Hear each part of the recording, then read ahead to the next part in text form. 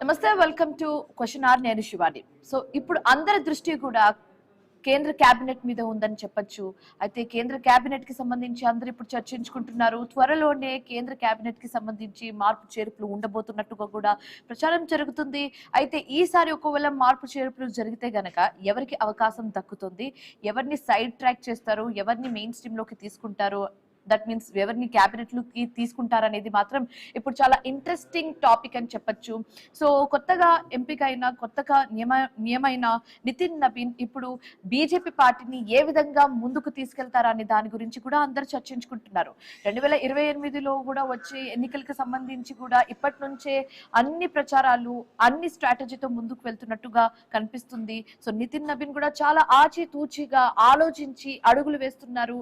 ఎవరిని కేంద్ర కేబినెట్ తీసుకోవాలి, సీనియర్స్ ని మళ్ళీ తీసుకోవాలా లేదా అన్న ఆలోచనతో కూడా అందరూ ఉన్నారు. And at the same time ప్రతిపక్షానికి చెక్ పెట్టే విధంగా ఈసారి కేంద్ర కేబినెట్ లోకి ఎక్కువగా ఇంపార్టెన్స్ ఇచ్చేది ఎవరికి అని అంటే అది ఓబీసీ, ఎస్సీ ఎస్టీ, మహిళలకు అండ్ యూత్ కి ఎక్కువగా అవకాశం ఇచ్చే ఛాన్సెస్ కూడా ఎక్కువగానే కనిపిస్తుంది. And at the same time AAP party నుంచి, టిఎంసీ పార్టీ నుంచి ఎవరైతే వచ్చారో నేతలు, వాళ్ళకు కూడా ఎక్కువ ఇంపార్టెన్స్ ఇచ్చే ఛాన్సెస్ కూడా కనిపిస్తున్నాయి. సో అండ్ తెలంగాణ నుంచి ఎవరికి ఎక్కువగా ఛాన్సెస్ కనిపిస్తున్నాయి, కేంద్ర కేబినెట్ లోకి ఎవరికి చోటు దక్కే అవకాశం కనిపిస్తున్నాయి అనేది కూడా మాట్లాడుకుంటే తెలంగాణ నుంచి కిషన్ రెడ్డి అండ్ బండి సంజయ్ పేరు కూడా చాలా గట్టిగా వినిపిస్తుంది. సో చూడాలి ఇప్పుడు ఈ ప్రాసెస్ అనేది ఎంత త్వరగా ఫినిష్ అయిపోతుంది అండ్ ఎవరిని తీసుకుంటారు కేంద్ర కేబినెట్ లోకి, సీనియర్స్ కి మళ్ళీ ఛాన్స్ ఇస్తారా, ఒకవేళ మళ్ళీ ఛాన్స్ ఇవ్వకపోతే వాళ్ళ పరిస్థితి ఏంటి అనేది కూడా చాలా ఇంట్రెస్టింగ్ టాపిక్ అని చెప్పొచ్చు. ఇదే అంశానికి సంబంధించి మాట్లాడడానికి మనతో పాటు జాయిన్ అయ్యారు పెంటపాటి పుల్లారావు గారు, అనలిస్ట్, అండ్ అలాగే తులసిరెడ్డి గారు, ఎక్స్ రాజ్యసభ మెంబర్. ఇద్దరితో మాట్లాడే ప్రయత్నం అయితే చేద్దాం. సో నమస్తే అండి. పుల్లారావు గారు, మీరు చెప్పండి. ఫస్ట్ ఆఫ్ ఆల్ కేంద్ర కేబినెట్ గురించి అందరూ కూడా చర్చించుకుంటున్నారు కాబట్టి త్వరలోనే మార్పు చేర్పులు ఉండబోతుంది కాబట్టి ఎవరిని తీసుకునే అవకాశం ఎక్కువగా ఉంది, ఎవరిని సైడ్ ట్రాక్ చేసే అవకాశాలు ఎక్కువగా ఉంది, మీ ఒపీనియన్ ఏంటి? చాలా అవసరం చాలా అవసరం కేంద్ర కేబినెట్ లో మార్పులు తేవటం. పార్లమెంటరీ డెమోక్రసీలో ఇలాగ 12 సంవత్సరాలు కొందరు మంత్రులు కూర్చోబెట్టి ఉండరు. మీకు ఎంతో దూరం వెళ్ళక్కర్లేదు. 2016 నుంచి 2026 వరకు ఇంగ్లాండ్ లో 7 ప్రధానమంత్రులు మారారు. ఎంతమంది? 7. అలాగా ప్రధానమంత్రులే మార్చేస్తారు. మంత్రులు 2 సంవత్సరాలు 3 సంవత్సరాలకి పోతారు. ఏదో తిన్న తప్పు దొరికితే, లేకపోతే వాళ్ళకి ఇష్టం లేకపోతే. మన దేశంలో ఏంటంటే మంత్రులు అవ్వాక వీళ్ళు ఐఏఎస్ ఐపీఎస్ ఆఫీసర్ లాగా కుర్చీలు వదలరు, అది నాయకులు తీరు, అందుకనే గవర్నమెంట్ ఫెయిల్ అయిపోతాయి. సో ఇది మంచి అవకాశం నరేంద్ర మోడీ గారికి. ఈ కేబినెట్ లో సీనియర్ మినిస్టర్స్ 3-4 ఉన్నారు. వాళ్ళ అవసరం home minister, defence minister, foreign minister, Piyush Goyal commerce minister. ఈ 4 పర్ఫార్మెన్స్ చాలా అందరూ గొప్పగా చెప్తారు.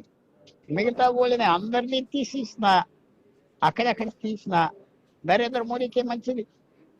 పర్ఫార్మెన్స్ కనపడట్లేదు. ఊరికనే కూర్చోబెడతాం చేస్తే ఆయనకే చేతి వస్తారు. మన ఎడ్యుకేషన్ మినిస్ట్రీ తప్పులన్నీ చేసిన ఆయన తీరు. ఎడ్యుకేషన్ మినిస్టర్ గురించి మాట్లాడితే ఈసారి ఆయన సిచ్యువేషన్ ఏ విధంగా ఉండే ఛాన్సెస్ కనిపిస్తున్నాయి ఈసారి కేబినెట్ లో?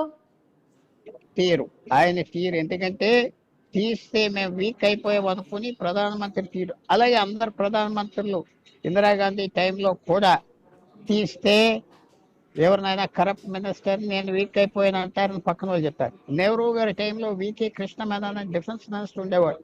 ఆయన గురించి భారతదేశం చెత్త కింద అయిపోయింది చైనా యుద్ధంతో. కానీ ఆయన తీయటానికి ఒప్పుకోలేదు. ఒప్పుకోకపోతే పార్లమెంట్ లో పెద్ద గొడవ, కాంగ్రెస్ పార్టీ నాయకులే తీసేయాలి వాడిని అంటే అప్పటి వరకు. అంటే ఇప్పుడు ధర్మేంద్ర ప్రధాన్ ని తీసేస్తే ఆయన మీద వచ్చిన ఆరోపణలను అన్ని కూడా నిజం అన్నట్టుగా ఇండైరెక్ట్ గా ఒప్పుకున్నట్టుగా ఉంటుందనేసి తీయకుండా మళ్ళీ ఆయనను రిపీట్ చేసే ఛాన్సెస్ ఎక్కువ కనిపిస్తున్నాయి. 100% ఆయన తీస్తే ఆనందపడతా తీరు.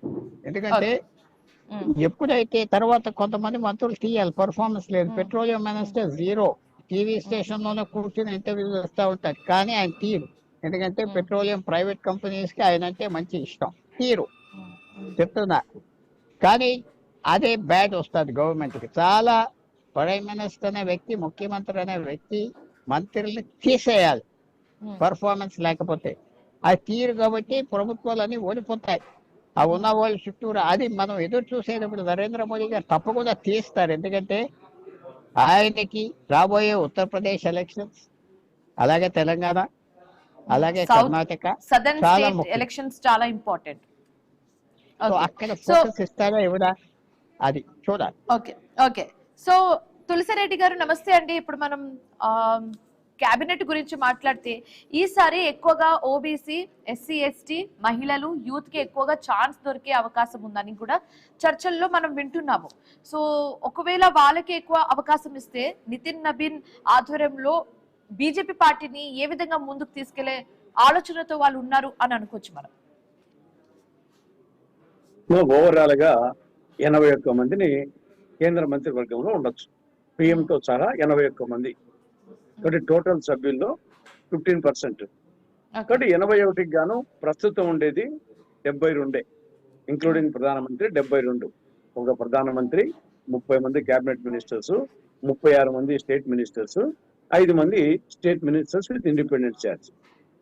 ఈ 72 మందిలో నలుగురిని, ఇద్దరిని వచ్చేసి ఇప్పుడు ఒకరిని ఢిల్లీ అధ్యక్షులుగా, ఒకరిని యూపీ అధ్యక్షులుగా పంపించారు. కాబట్టి ఆ రెండింటిని తీసేయాల్సి వస్తుంది. ఇద్దరికి రాజ్యసభ వాళ్ళకు ఇవ్వలేదు కాబట్టి కురియన్ ఇంకొక ఆయన, కాబట్టి నలుగురు వచ్చేసి పోతారు. కాబట్టి 72 మంది 4 పోతే 68 ఉండేది. కాబట్టి 68, 81 మధ్య ఇంత గ్యాప్ ఉంది. కాబట్టి పెంచేదానికి అవకాశం ఉంది, లేదు మార్పులు, కూర్పులు, చేర్పులు చేసేదానికి అవకాశం ఉంది. సంఖ్య పెంచడానికి అవకాశం ఉంది చాలా. తర్వాత కొన్ని చేంజెస్, దీంట్లో కొందరిని తీసేయచ్చు, కొందరిని శాఖలు మార్చచ్చు. తర్వాత ఈడ నితీష్ కుమార్ కు ముందు ఇమీడియట్ గా ఆయనకు వచ్చేసి ఒక భర్తీ ఇవ్వాల్సి వస్తుంది. ముఖ్యమైనది నితీష్ కుమార్ ఇప్పుడు ఇంతకుముందే బీహార్ చీఫ్ మినిస్టర్ వచ్చారు కాబట్టి ఇమీడియట్ గా మిత్రపక్షాల్లో, బీజేపీ సంబంధం లేకుండా మిత్రపక్షాల్లో వచ్చేసి ఆయనకు ఒక మంచి పోర్ట్ఫోలియో ఇవ్వాల్సి వస్తుంది. ఇస్తే ఏ పోర్ట్ఫోలియో ఇస్తారని అనుకుంటున్నారు? ఆయన గతంలో రైల్వే శాఖ చేసింది ఉంది కాబట్టి మళ్ళా రైల్వే శాఖ తీసుకోవచ్చు ఆయన బహుశా. కాబట్టి అది ఆయనకు ఒకటి. రెండవది వచ్చేసి రాఘవ్ చద్దాకు రేపు పంజాబ్, ఉత్తరప్రదేశ్ చాలా కీలకం. అది ఎన్నిక 2027 ఎన్నికలు ఉన్నాయి కాబట్టి ఉన్నాయి. దాంతో ప్రధానమైనది వచ్చేసి యూపీ పెద్ద రాష్ట్రం కాబట్టి దానికి ఇంపార్టెన్స్ ఉంది. పంజాబ్ వాళ్ళ చేతిలో లేదు కాబట్టి బీజేపీ చేతిలో దాన్ని కైవసం చేసుకోవడం అనేది, దానికి ఈ రెండింటికి ఎక్కువ ఇంపార్టెన్స్ ఉంటుంది. మొత్తం 7 రాష్ట్రాలకు ఎన్నికలు ఉన్నప్పటికీ ప్రధానంగా యూపీ మీద, పంజాబ్ మీద కాన్సన్ట్రేషన్ ఎక్కువ ఉంటుంది. కాబట్టి అక్కడ పొలిటికల్ ఈక్వేషన్స్ బట్టి ఉంటుంది. నాకు తెలిసి పంజాబ్ లో రాఘవ్ చద్దా వచ్చేసి అతనికి డెఫినెట్ గా నుండి వచ్చాడు కాబట్టి అతనికి ఖచ్చితంగా ఇస్తారు. ఏపీ నుండి అంటారా? ఏపీ నుండి వాళ్ళకి అంత ఏమవసరం. ఏపీ నుండి అంటారా? హలో, ఏపీ నుండి తెలంగాణ నుండి పెద్దగా ఉండకపోవచ్చు అనుకుంటా. తెలంగాణ ఆల్రెడీ 8 మంది వాళ్ళు ఉండేది, 2 ఉన్నారు ఆల్రెడీ. కాబట్టి ఇంకా 8లో 2 ఉన్నారు కాబట్టి పెద్దగా ఇంకా ఇస్తారు అనుకోవడం లేదు. ఆంధ్రప్రదేశ్ సంబంధించి రెడీ ఒకవేళ ఏమన్నా ఇస్తే జనసేనకు ఒకటి ఇస్తే ఇవ్వచ్చు. ఆల్రెడీ బీజేపీ నుండి ఉన్నారు, టీడీపీ నుండి ఉన్నారు కాబట్టి ఏమన్నా ఇస్తే జనసేనకి ఇవ్వచ్చు, లేకపోతే అది కూడా ఇవ్వకపోవచ్చు. కాబట్టి నేను మెయిన్ గా ఆలోచించేది పంజాబ్ అండ్ ఉత్తరప్రదేశ్ నుంచి ఆలోచిస్తారు. కొంత తులసిరెడ్డి గారు డిస్కస్ చేద్దాం, కంటిన్యూ చేద్దాం. ఒక్క నిమిషం అండి, will get back to you. So ఇదే అంశానికి సంబంధించి మాట్లాడడానికి మనతో పాటు ఫోన్ ఇన్ ద్వారా జాయిన్ అయ్యారు పైడి రాకేష్ రెడ్డి గారు, బీజేపీ ఎమ్మెల్యే. ఆయనతో కూడా మాట్లాడే ప్రయత్నం అయితే చేద్దాం. నమస్తే అండి రాకేష్ గారు. మనం ఇప్పుడు చూస్తున్నాము క్యాబినెట్ గురించి మనం మాట్లాడుకుంటున్నాము. కేంద్ర క్యాబినెట్ లో కొన్ని మార్పు చేర్పులు ఖచ్చితంగా ఉండే అవకాశం ఉన్నట్టుగా కూడా మనకి వినిపిస్తున్న సమాచారం. అయితే తెలంగాణ నుంచి, ప్రత్యేకించి తెలంగాణ గురించి మాట్లాడుకుంటే మాత్రం బండి సంజయ్ కి అండ్ అలాగే కిషన్ రెడ్డికి కూడా అవకాశం చాలా ఎక్కువగానే ఉన్నట్టుగా కూడా వినిపిస్తోంది. సో మీ ఒపీనియన్ ఏంటి దీని మీద? నమస్తే అండి. ముందుగా న్యూస్ వ్యూవర్స్ అండ్ ముఖ్యంగా తులసిరెడ్డి అన్నకు ఎందుకంటే ఇష్టపడే నాయకుడు. తులసిరెడ్డి అన్న కాదు, పుల్లారావు గారు కూడా మంచి ఇంటలెక్చువల్. పుల్లారెడ్డి మన తులసిరెడ్డి అన్న చాలా మంచి ఇంటలెక్చువల్, చాలా నిజాయితీపర రాజకీయ నాయకుడు. రాజకీయాలలో తెలంగాణలో చిన్నారెడ్డి గారు, రాయలసీమల తులసిరెడ్డి గారు చాలా సీనియర్ నిజాయితీకి నాయకులు, ప్రత్యేకంగా వాళ్ళకి నాయకులు నమస్కారాలు. రెండోది ఇప్పుడు మీరు చెప్పింది ఏంటంటే రాజకీయాలలో ఇది రెగ్యులర్ కోర్స్ అండి, మంత్రివర్గం మార్చటము చేయటం అనేది రెగ్యులర్ కోర్స్. కాబట్టి ఒకటి ఇప్పుడు ఎట్లయితే తులసిరెడ్డి గారు అన్నట్లు తెలంగాణలో ఇద్దరు ఉన్నారు ఆల్రెడీ, ఆంధ్రలో కూడా ఉన్నారు. కొన్ని ఏదైతే ఎలక్షన్స్ ఉన్న రాష్ట్రాలకు ప్రాధాన్యత ఇస్తారు, కొందరు సేవలు పార్టీకి ఉపయోగించుకోవాలనుకుంటారు. కాబట్టి ఇది ప్రతి కొత్త, నేనైతే పెద్ద ఏదో వింత కొత్త ఉన్నదని ఏమి అనుకోవట్లేదండి నేనైతే. ఓకే, సో కొత్త టీమ్ తో ఇప్పుడు నితిన్ నబీన్ ఆధ్వర్యంలో కొత్త టీమ్ తో వచ్చే ఎలక్షన్ లో ఏ విధంగా విజయం సాధించే అవకాశాలు మీకు కనిపిస్తున్నాయి? అంటే కొత్త టీం కాబట్టి కొత్త ఆశలు ఉంటాయి, మేబీ రిపీట్ అవ్వచ్చు, బట్ స్టిల్ కొత్త టీం కాబట్టి కొంచెం నర్వస్నెస్ ఉంటుంది, బట్ స్టిల్ క్రాక్ చేయగలం మనం ఎలక్షన్స్ అన్నట్టుగా ముందుకు వెళ్తారు. సో నితిన్ నబీన్ ఆధ్వర్యంలో ఈ కొత్త టీంతో మనం ఎలాంటి ఆశలు పెట్టుకోవచ్చు అంటారు? నేను ఏమంటున్నా అంటే ఇప్పుడు కొత్త టీము పాత టీం ఏముండదండి, భారతీయ జనతా పార్టీ సిద్ధాంతమే పెద్ద టీము.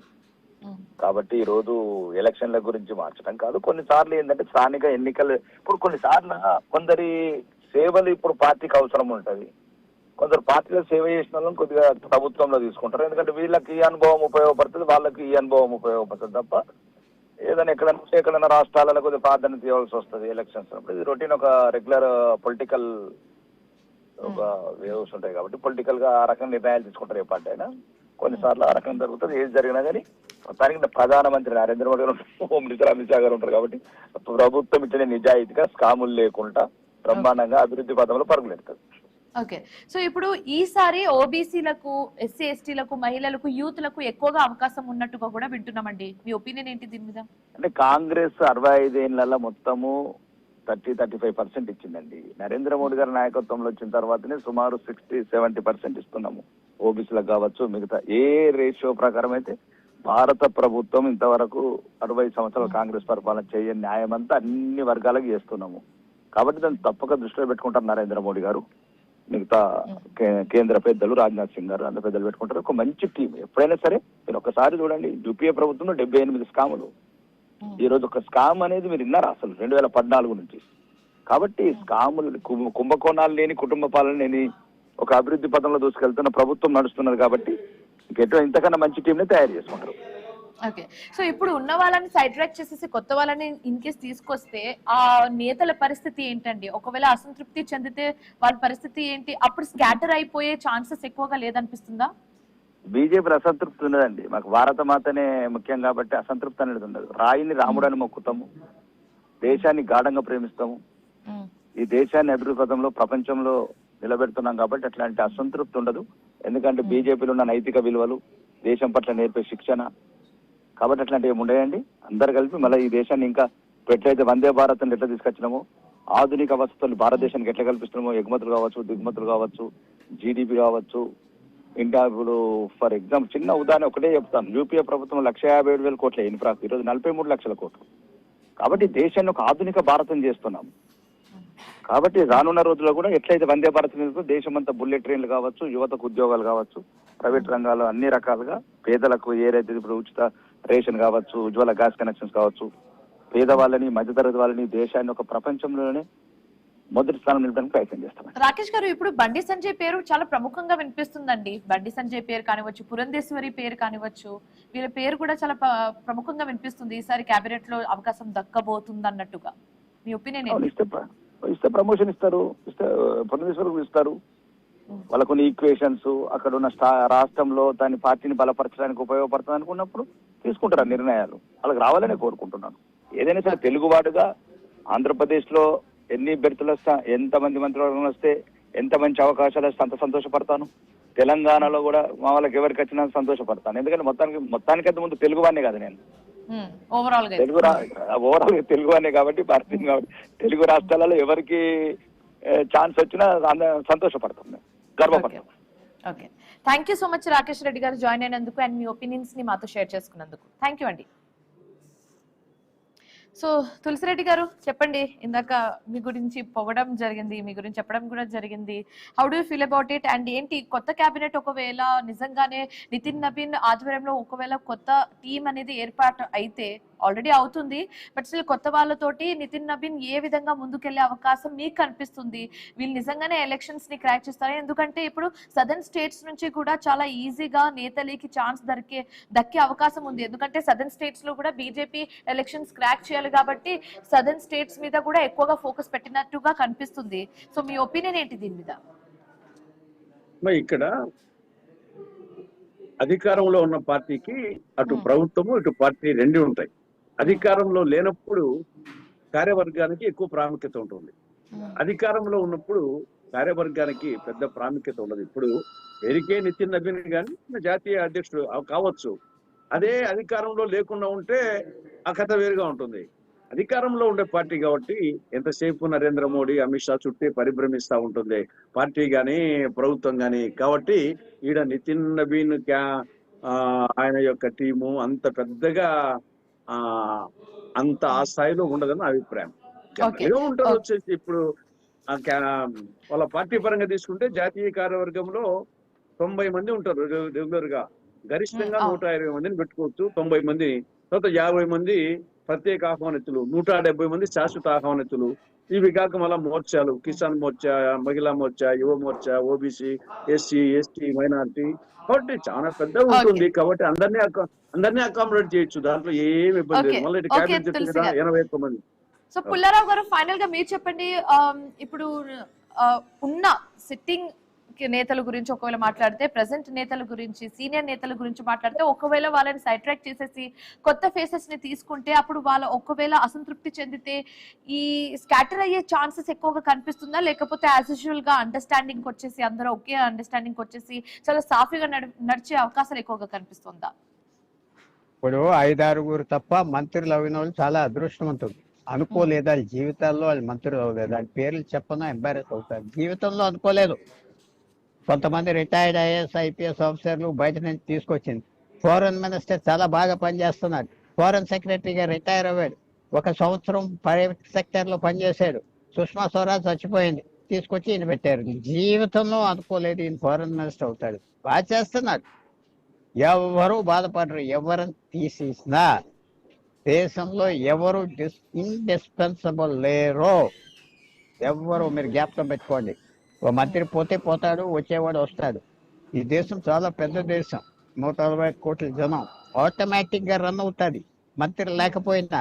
అలాంటి మషినరీ ఉన్నది ఇండియాలో, చైనాలో. జ్ఞాపకం పెట్టుకోండి, మషినరీ రన్ చేస్తుంది, మంత్రులు చేసేది ఏం లేదు. మషినరీ ఎప్పటి నుంచో 300 సంవత్సరాల బట్టి ఉన్న సిస్టమ్ ఇది. రాజులు ఏరియాలో, బ్రిటిష్ ఏరియాలో ఒకలాంటి అడ్మినిస్ట్రేషన్ ఉండేది. సో ఇది ఎవరిని తీసినా, నిజంగా చెప్తున్నారు, నరేంద్ర మోడీ ఇమేజ్ వల్లే వీళ్ళందరూ గెలుస్తున్నారు. ఆయన ఒక ఫేస్ వల్ల, ఆయన ఫేస్ చూసే జనాలు ఓటేస్తున్నారని మీరు చెప్తున్నారా? అంతే, మిగతా వాళ్ళు ఎవరిని తీసేస్తే, ఉదాహరణ చెప్తున్నా, వాళ్ళ పేర్లు చెప్తే బాధపడతారు. ఎవరైనా ఇండిపెండెంట్ గా గెలుస్తారా ఆంధ్రప్రదేశ్ లో? చెప్పండి. అక్కడ తులసిరెడ్డి గారు ఉన్నారు, ఆయన చెప్పడు, కొంచెం డిప్లొమాటిక్ గా ఉంటారు. తులసిరెడ్డి గారు క్వశ్చన్ అడుగుతున్నారండి, చెప్పండి మీ సమాధానం.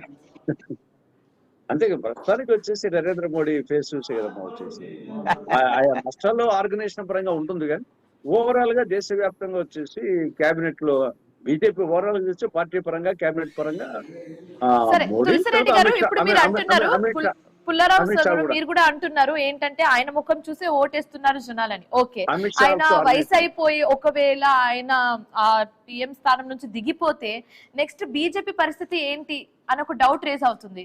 దాని గురించి ఏమంటారు? ఏం కాదు, ఇది నిరంతర ప్రభావం. ఇప్పుడు ప్రపంచవ్యాప్తంగా మనం ఎంతసేపు వచ్చేసి ఇప్పుడు ఆయన నాకు తెలిసి చాలా మంది యువకుల కంటే నరేంద్ర మోడీ గాని, చంద్రబాబు నాయుడు గాని యాక్టివ్ గా ఉంటారు. ఈవెన్ మా పార్టీలో కూడా, నాకు కూడా 70 సంవత్సరాల పాటు, తర్వాత చంద్రబాబుకు 76, నరేంద్ర మోడీకి 76, ట్రంప్ కు 79. ఈనాడు ప్రపంచాన్ని 147 కోట్ల భారత తర్వాత ఈయనకు రష్యా అధ్యక్షునికి 73, చైనా అధ్యక్షునికి 74.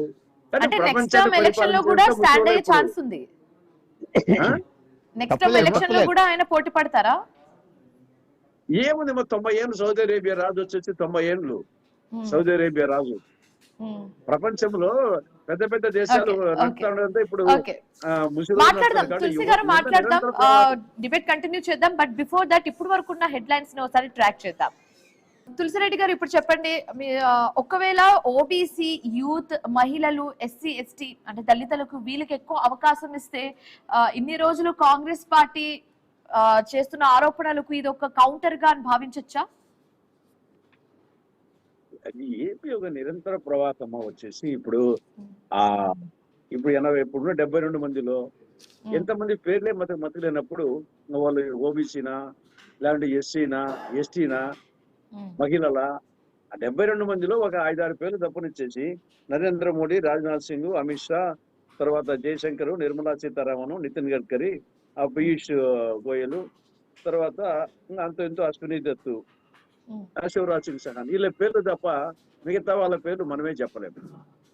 కాబట్టి ఏదో వాళ్ళు ఇంకా వాళ్ళ పేర్లే చెప్పలేనప్పుడు వాళ్ళు ఓబీసీనా ఎస్సీనా ఎస్టీనా ఇవన్నీ కాకపోతే చేసేటప్పుడు ఇవన్నీ ఇంకా సెకండరీ ఇవన్నీ వచ్చేసి ఆయా రాష్ట్రాల పరిస్థితి బట్టి కొందరిని అడ్జస్ట్ చేస్తారు, కొందరు పార్టీ పరంగా అడ్జస్ట్ చేస్తారు, ప్రాంతాల వారీగా చూస్తారు, కొంత సామాజిక వర్గాలుగా. ఇప్పుడు ఎందుకంటే ప్రతిదీ ఆ కోణంలో ఆలోచిస్తున్నారు కాబట్టి అంతే తప్ప ఏదో దాని వల్ల వచ్చేసి ఎస్సీకి ఇస్తేనే మొత్తం ఎస్సీలు ఓటేస్తారు, ఎస్టీకి ఇస్తే మొత్తం ఎస్టీలు, ఇవన్నీ ఊరిక మళ్ళీ ఎస్టీలో అనేక ఉపకులాలు ఉంటాయి, ఎస్సీలో అనేక ఉపకులాలు, ఓబీసీలో మళ్ళీ అనేక ఉపకులాలు, ఓసీలో అనేకం. కాబట్టి ఇవన్నీ ఊరిక మనం చర్చించుకునేదానికి ఉంటాయి కానీ దాన్ని బట్టి ఎన్నికల ఫలితాలు ఏమాత్రం ఉండదు. ఆవులు మళ్లించేవాడే అర్జునుడు, ఆవులు మళ్లించేవాడే అర్జునుడు. తులసిరెడ్డి గారు ఇప్పుడు వెస్ట్ బెంగాల్, బీహార్, మహారాష్ట్ర, హర్యానా, ఢిల్లీ ఈ అన్ని స్టేట్స్ లో కూడా ఎలక్షన్ క్రాక్ చేశారు.